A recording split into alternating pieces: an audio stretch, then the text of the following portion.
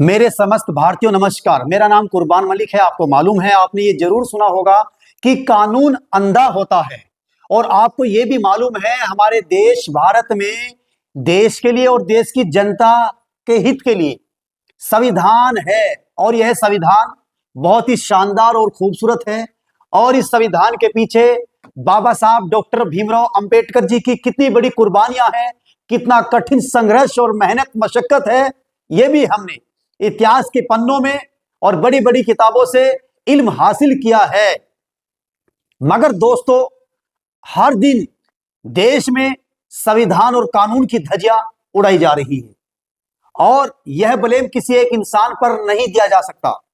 आम जनता, ऑफिसर्स, राजनेता, जनप्रतिनिधि, विधायक, सांसद और छोटे बड़े लोग सभी हर दिन ज्यादातर संविधान और कानून के खिलाफ काम करते हैं।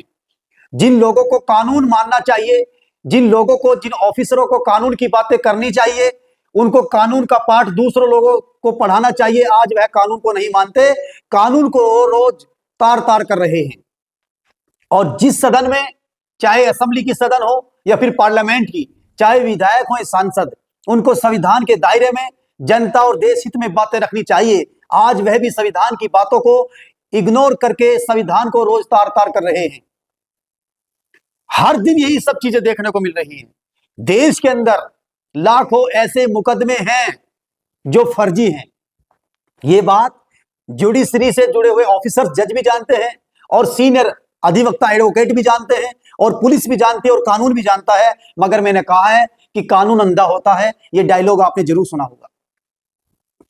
साहब, आपके सामने दो वाक्य पेश करूंगा, आप मेरी पूरी बात से सहमत हो जाएंगे और पूरी बात समझ जाएंगे। उत्तर प्रदेश में एक मौलाना पले बढ़े, आज गुजरात में बच्चों को पढ़ाते हैं, इल्म सिखाते हैं। और दोस्तों, उनकी भाभी ने उन पर एक मुकदमा लिखवा दिया 376 का। उन मौलाना साहब को गुजरात से यूपी में आना पड़ा, बयान देने पड़े, खूब जद्दोजहद हुई, जज के सामने पेश हुए। जज मुस्लिम महिला थी, उनको पूरी बात डिटेल के साथ बताई गई। ये मौलाना साहब तो 30 सालों से इस इलाके, एरिया, क्षेत्र में रहते भी नहीं, अपने बीबी बच्चों के साथ गुजरात में रहते हैं। इनकी भाभी ने झूठा मुकदमा लिखवा दिया। दोस्तों, उन मौलाना साहब के कई हजार रुपए खर्च हुए, जो उनकी मेहनत का पैसा था। ये मुकदमे लोग लिखवाते हैं और पुलिस लिखती है। इसलिए मैंने कहा कि कानून अंधा होता है।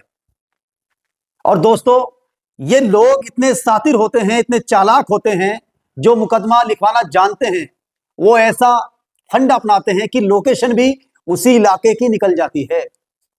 बड़े बड़े स्कैम हो रहे मुकदमे, बड़े बड़े स्कैम। अभी एक वाकया और मेरे सामने 2 दिन पहले सामने आया। एक आदमी यूपी से, पंजाब के मलेरकोटला में रहते हैं, उनके साले ने, सगे साले ने उन पर पोस्को लगवा दिया और कई गंभीर धारा लगवा दी कि मेरी बेटी से छेड़खानी की और रेप करने की कोशिश की। कई गंभीर धाराओं में मुकदमा दर्ज करा दिया। वो यहां रहते भी नहीं, डिस्प्यूट आपस का होगा, उनका थर्ड पर्सन का नाम लिखवा दिया। अब पुलिस पैसे लेकर काम करती है, सीधी सी बात है। वरना पुलिस को मालूम होना चाहिए ये आदमी इस इलाके में रहता नहीं, इसका कोई मैटर नहीं। तो कुल मिलाकर ऐसे हमारे देश के अंदर फर्जी मुकदमे चल रहे हैं। और हर वकील का यही कॉन्फिडेंस होता है, अगर मैं किसी कैमरामैन पर झूठा मुकदमा लिखूं तो मेरे एडवोकेट कहेंगे कि चिंता मत करो कुर्बान मलिक जी, आपका कैमरामैन सलाखों के पीछे जाकर रहेगा।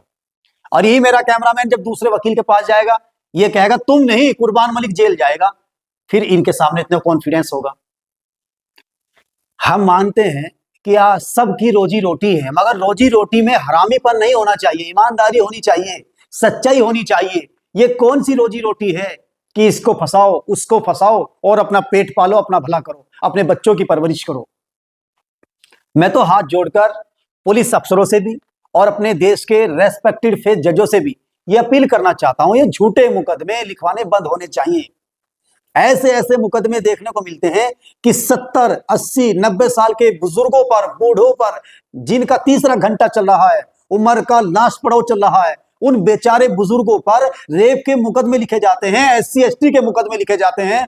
अगर घास ना दो, खेत में काम ना करने दो, मजदूरी लेट हो जाए, मुकदमा SC ST का लिखवा जाता है, बलात्कारी का लिखवा जाता है, छेड़खानी का लिखवा जाता है, जान से मारने की धमकी का मुकदमा लिखवाया जाता है।